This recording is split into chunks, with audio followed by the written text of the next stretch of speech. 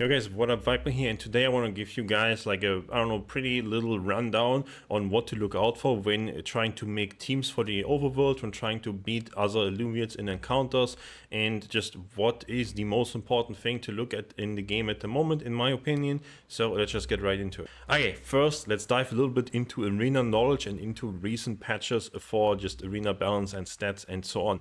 So in the most recent one, in the patch that got released with private beta 4, right, 0.40, we have seen that all the synergies got nerfed a lot essentially, because there's a new 9 version and they shifted just, I don't know, 3, for example, 3 water used to be 4, now it's 2, and now you need to have 5 for the 4 effect. And you need to have 7 for what used to be the 5 effect, and this is kind of going through here of like most of these things. It's true, there's like some balance tweaks in there as well, but yeah.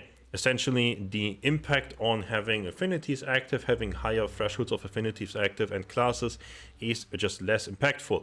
What does this mean? Well, it puts more emphasis on just the pure stats, the pure abilities, what the Alluvial does without having these bonuses. When I said it puts more emphasis on the stats of the Illuvium and what it does with the ability and so on, it also puts a lot more emphasis on hyper. In a previous patch, it was 0.36. We had the change at timer bonuses scale as units fill the hyper active bar with effects still based on a dominant class. Once fully charged, a unit becomes hyper active, gaining additional boost. So this change happened, and this is now the interesting one when we look at the numbers, right? This is also from the 0.36 patch notes, and yeah, bonuses based on class can be found below. So fighter units gain scanning attack speed up to 50%, and if you reach full hyper, it also grants additional 50% and 60% physical and energy piercing. Bulwarks scaling damage reduction up to 20%, they full, they get another 20 boost, and they also get 400 max health. Rogues crit amp 50%, extra 50 after full stack, and also health execute as another bonus. Psion gets 100 omega power once the full hyper, another 100, and they get 50% energy refund on omega. Empaths heal teammates in the medium area for up to 30 per second, and at full hyper increased by another 30, and they also give 40% healing efficiency, which kind of means that this 60 becomes plus 40%, so 84 healing per second to every other Alluvian around you. So the hyper effects incredibly powerful, and the class bonuses and so on are nerfed a lot. This leads me to the current take, the current phases on how to approach Overworld, that you just want to have really strong Alluvials in your team. That is not just one team and you always play that one same team. No, you want to try to have a couple different dominant affinities so that you can counter the enemy team. And you probably want to have like a hyper carry strong damage dealer that really benefits of like a fighter or a Psion buff, especially. Maybe you have an empath buff and you just keep your team alive like forever, right? You can have a bunch of hyper empaths and they just heal your team and you win in overtime, or you can have a super strong Psion or a super strong fighter damage dealer that just counters the enemy affinity. Because if you get hyper on that one unit can have no traits active. Doesn't matter. Hyper is just super strong. And a similar thing goes for Bulwark, because like a percentage damage reduction is a like freakingly strong stat. So you probably want to have different affinities on your Bulwark Alluvials as your tanks, and then you want to keep them alive with some extra healing, and they can just be immortal with such a crazy damage reduction. Now, the second thing to further note here is, I hope that this graphic is accurate at the moment, but essentially you can see that depending on the region that you're going to, there are different chances of like which Alluvials you will encounter most likely. Now, because we only have Abyssal, Brighton and Crimson, we don't have the full 7 regions yet. I'm not sure if the numbers are like 100% accurate, because, well, I don't know. You have a pretty tough time finding water Alluvials at the moment, with 30% for example being the best. Even tougher time finding earth Alluvials, with 22 being the best, if these numbers would just be just exactly representative. Maybe they are changed a bit because we only have these 3 regions, but nonetheless the like base idea still prevails. So for example, you're very likely to fight fire, Alluvials and Crimson Waste, and very unlikely to find water and nature ones there. And then in Brighton Steppes, very unlikely to find water and fire. More likely it's nature, air, earth. and in Abyssal it's mostly water and nature. So for example, if you go into Abyssal and you want to fight in Abyssal, having like a fire Alluvials to counter nature is really nice, and having air Alluvials to counter water is really nice, and having nature Alluvials to like semi-counter water but also not be countered by the enemy team can also be really good. What do I mean by that? If you guys remember the whole setup, right, it's fire beats nature, nature beats air, air beats water, water beats earth, earth beats fire, but the one that beats earth, right, water is also slightly good versus fire. If we say nature beats air and air beats water, nature is slightly good versus water. So if you face a water nature team entirely, your nature guys will get hyper, not super fast, right? It's not going to be as fast as like air Alluvials, but if the enemy team is water and nature, then that nature counters your air. So yeah, in Abyssal, it can be really valuable to have fire to counter the nature guys, can be really valuable to have air to counter water, and nature seems like the safe-ish bet. Now you won't get an easy hyper versus nature, but hey, maybe you combine like a nature and a fire team. If the enemy team is a lot of water, your nature guys are gonna be fine. If the enemy team is mostly nature, your fire guys are gonna carry you. And then in Brighton steps, for example, we can say, okay, it's mainly nature and air. Well, fire goes completely crazy here, right? Because fire just counters both of these. And then, well, if you find like a little bit of earth in there, that might be good versus your fire. Well, you can have, you don't really have like another really good thing here, right? You couldn't just have a team that has like a water alluvial or a nature, a air alluvial, something like that. Just mainly to prevent the enemy earth alluvials if your main team is fire from going hyper. You can just have fire-water combo, right? Then, well, your water guys are not really going to do much. They're not really going to get hyper. But because you have so much fire, the air is probably not going to go hyper either. And your water guys prevent the earth guys from going hyper. So that can be a setup here where you go, okay, fire is just so good almost all the time. And if fire isn't good, then I'm just going to throw like a little bit of water in there just to counter the enemy team. And fire is still gonna be fine because it's very unlikely that you face like mainly earth, right? And if you do, well, then it's kind of just bad luck.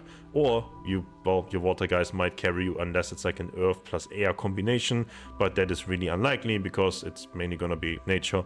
Again, assuming these stats are like somewhat correct, but we don't really know the spawn rates. This is like an old graphic, but the whole theme is still to be assumed true. And I think from my experience so far, it kind of checks out. And then in Crimson Waste, well, what counters fire? Earth counters fire. Earth is okay. With other Earth, it's slightly weak to nature. So, well, Earth team sounds really good versus Crimson Waste. And if the enemies are Earth slash fire, a water team also seems really good because water beats Earth and fire.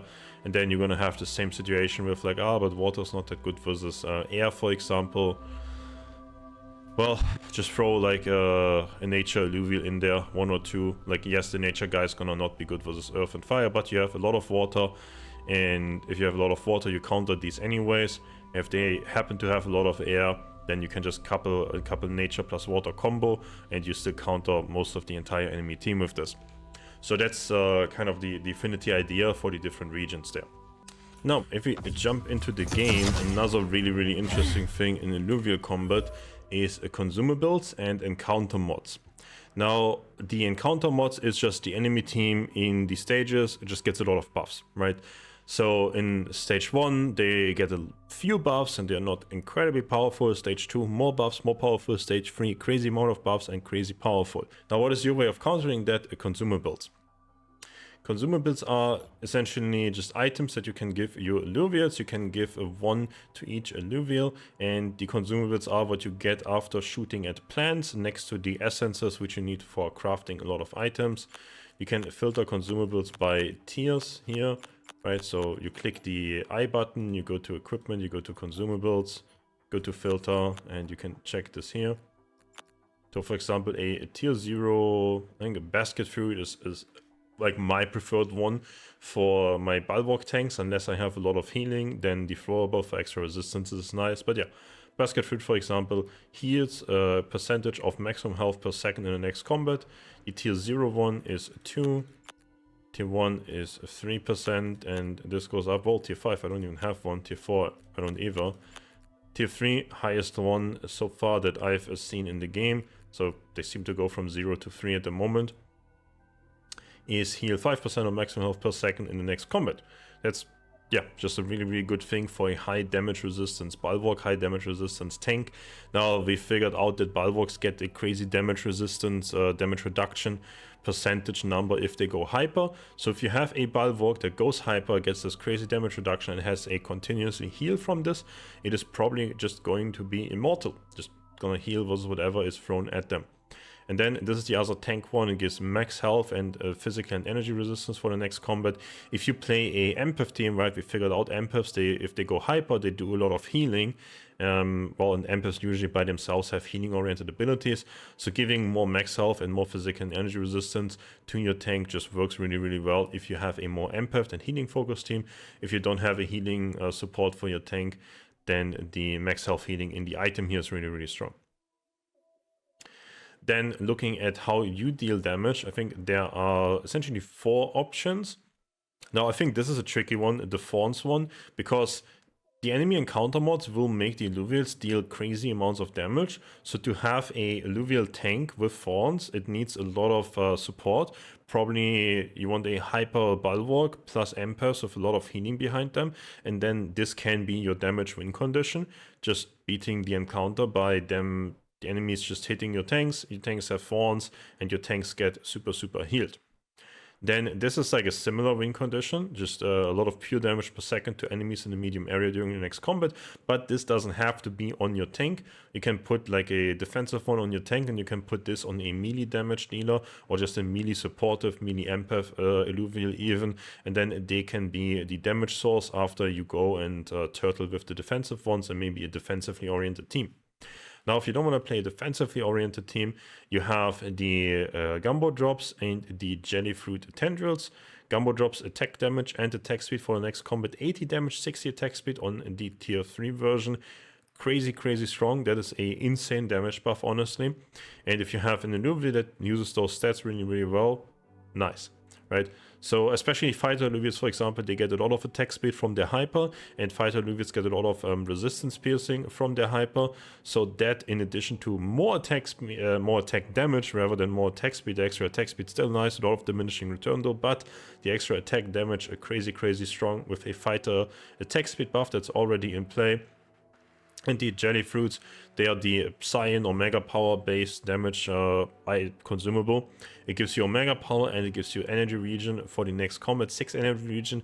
That is a crazy stat. That is like the 7 Water Synergy being active, but it's just on top of nothing for you, right? It's like an equipped item. So don't underestimate the 6 Energy Regen. Super, super crazy strong. Then I think this is an interesting one. It gives Omnivamp the next combat. It could be good on like a melee damage dealer that if they tank a lot of damage and your team has a lot of damage reduction / healing support for them, and then they have even more with this, which Omnivamp, that's essentially like a defensive item, right? Is Omnivamp gonna outperform these other defensive items? Maybe on something like a Phosphorus it could. Phosphorus might just heal more with this than it could heal with a basket fruit, and if Phosphorus is your tank, then this could be a really, really nice idea to go for. I think it might be a bit niche at the moment. I haven't experimented too much with it yet, but I can see the use case on things like Phosphorus, on things like Mankier, for example, just especially fighter Alluvials, really high DPS Alluvials. They go hyper, they keep hitting the enemies, and they keep just healing.